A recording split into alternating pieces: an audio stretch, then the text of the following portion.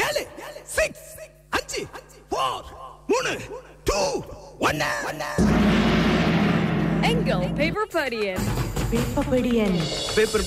எங்கட பேப்பர் படியன் வரா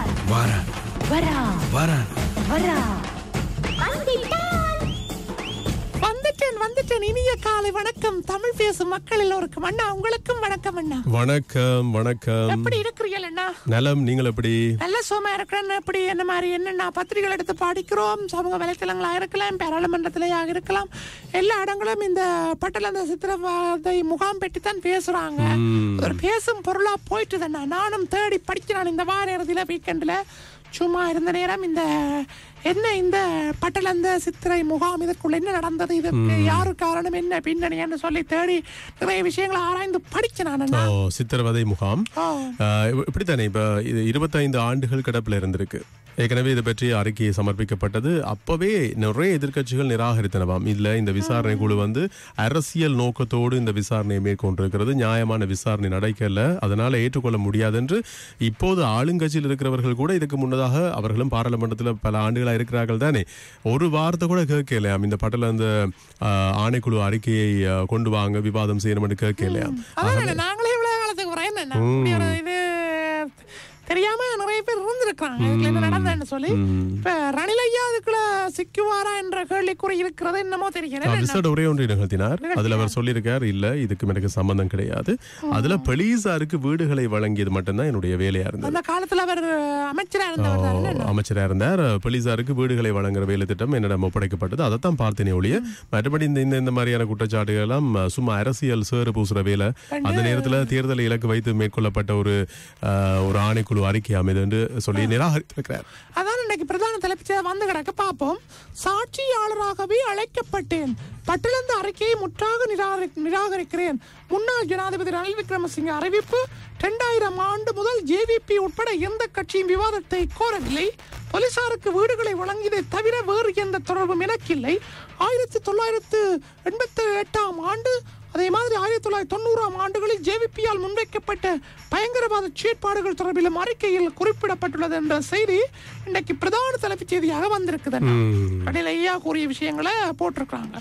தேசபந்து தென்னக்கூனை தேடி 6 போலீஸ் குழுக்களாம் ஏனைய சந்தேக நபர்கள் தொடர்பில் மேல்முறையீட்டு நீதிமன்றம் காணப்பட்ட இணக்கத்துக்கு அமைய நடவடிக்கை. அவங்கள கைது செய்யாம அவங்களை பிடித்து தேசபந்து தென்னக்கூனை கைது செய்யப்படி சொல்லி இருக்கிறேன்.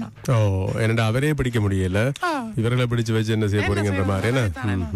அதே மாதிரி தேடப்படும் மிஷார செவ்வந்தி மாலதீவுக்கு தப்பிச் சென்றாரா?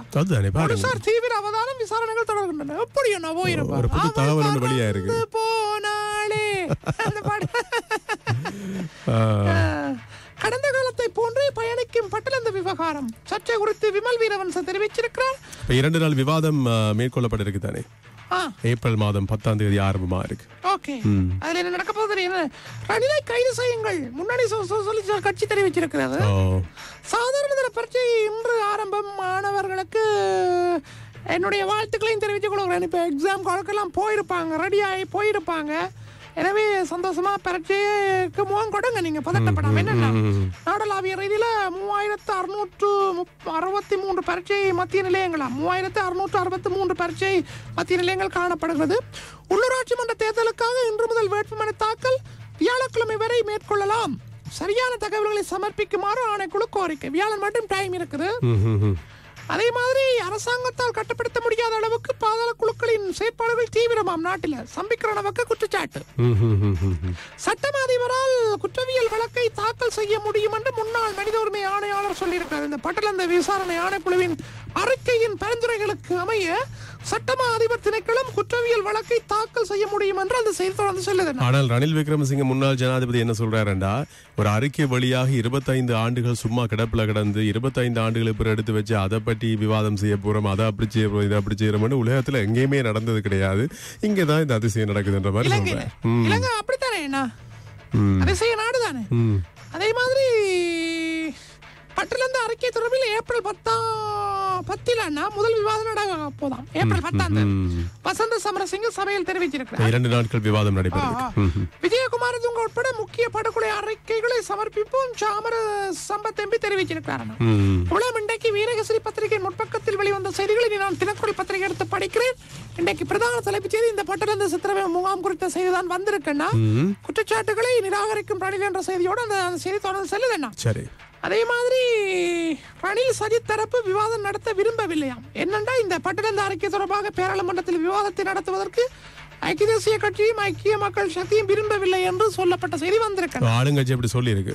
அவர்கள் விரும்பல, ஆனால் நாங்கள் கொண்டு வந்து விவாதத்துக்கான நாளை தந்திருக்கிறோம் என்று ஆளுங்கட்சி சொல்லி இருக்கு. இந்த பட்டிலிருந்து குற்றச்சாட்டுகள் ரணிலுடன் பேச சஜித் தரப்பு பின்னடிப்பாம சர்ச்சை போய்கொண்டிருக்கு தானே. இதுக்குள்ள பேசி தாங்களும் இதுக்குள்ள விழுந்துடக்கூடாதுன்னு சொல்லி அவன் கொஞ்சம் பின்னடிப்பான். ஒரே இரவில் 186 தமிழர்களை படுகொலை செய்த ராணுவம். வடக்கு கிழக்கில் பட்டிலந்தைக்கு பஞ்சம் இருக்கவில்லை என்கிறார் ஸ்ரீநேசன் எம்பி. எல்லாரும் துறக்குறாங்க ஒண்ட என்னன்னா. அதே மாதிரி ராணுவ தீர்வுக்கான ஆதரவளித்த ஜேவிபியாம். ராணுவ தீர்வுக்கான ஆதரவளித்த ஜேவிபி அவர்கள் மாறவில்லை. கஜேந்திரகுமார் எம்பி சொன்ன செய்தி. இழுவை மடிப்படகுகளை நிறுத்த கால அவகாசம் தேவை. கச்சதேவில் ராமேஸ்வரம் விசைப்படகு உரிமையாளர் சங்க தலைவர் சொன்ன செய்தி வந்திருக்கிறது. தமிழக மீனவர் பிரச்சனையால் இந்திய உறவை பாதிக்க விடும் என்று சந்திரசேகர் அமைச்சர் சொன்ன செய்தி வந்திருக்கிறது. மெட்டது தென்னக்கோன் தவிர 6 சந்தேக நபர்களையும் கைது செய்ய வேண்டாம் என்ற செய்தியிலையும் வந்திருக்கிறது. கொழும்பு மாநகர சபை மேயர் வேட்பாளர் மாற்றமா, வேறொருவரை தேடும் ஐக்கிய மக்கள் சக்தி. 6000 சுதந்திர கட்சியினரின் படுகொலைகள் குறித்தும் விசாரணை வேண்டுமா. கடல் எல்லையை மீற எவரையும் அனுமதியும் என்று இலங்கை கடற்படை தளபதி சொல்லி இருக்கிறாருன்னா. விழாம் இன்றைக்கு தினக்குரல் பத்திரிகையில முன்பக்கத்துல வந்த முக்கியமான செய்திகள். இப்ப இந்த ஸ்ரீலங்கா பொதுஜன பெரமுனையில இருந்து ஒரு அணி தனியா போய் காஞ்சன விஜயசேகர தலைமையில ஒரு அணி உருவாகுதாமே. புதிய கட்சி ஒன்று உதயமாக போதாம். கட்சிகள் உதயமாகிறதுக்கு குறைவில்லை. இலங்கையில் நிறைய கட்சிகள், இலங்கையில் அதிகமான கட்சிகள் உள்ள, இலங்கையில் என்று சொல்லக்கூடாது, உலகத்திலே அதிகமான அரசியல் கட்சிகள் இருக்கிற இடம் எது கேட்டா, நாடு என்று கேட்டா இலங்கை என்று சொல்லுவாங்க. அதே மாதிரி பணிப்பகிஷ்கரிப்பும் அப்படிதான். வேற அரசு தாதியர் சங்கமும் இன்றைக்கு பணிப்பகிஷ்கரிப்பாம். அதே மாதிரி தொடர் வேலை நிறுத்தத்துக்கு தயாராகிட்டு இருக்காம் தபால் திணைக்களம். நேற்று ஒரு முதற்கட்ட ஒரு விதமான ஒரு டெஸ்டிங் வேலையோட செய்திருக்கிறாங்க. இல்ல வேலை செய்யாம இருந்து பார்த்திருக்காங்க. அது மாதிரி இப்ப தொடர் வேலை நிறுத்தத்தில் ஈடுபட போறாங்களாம். தங்களுக்கு அநீதி இழைக்கப்படுதாம் என்று சொல்லி அவர்களும் போராட களமிறங்குறார்கள். இந்த மாதிரி அந்த போராட்டங்களால உண்மையிலேயே அவதிக்குள்ளாகிறது யார்? அதுதான் மக்கள் தான், பொதுமக்கள். என்ன சரி, நம்ம போட்டு வர நல்ல நல்ல பாட்டுகளா போடுங்க. பாய், டாடா, சந்திப்போம். பேப்பர் படியம் போலாம்.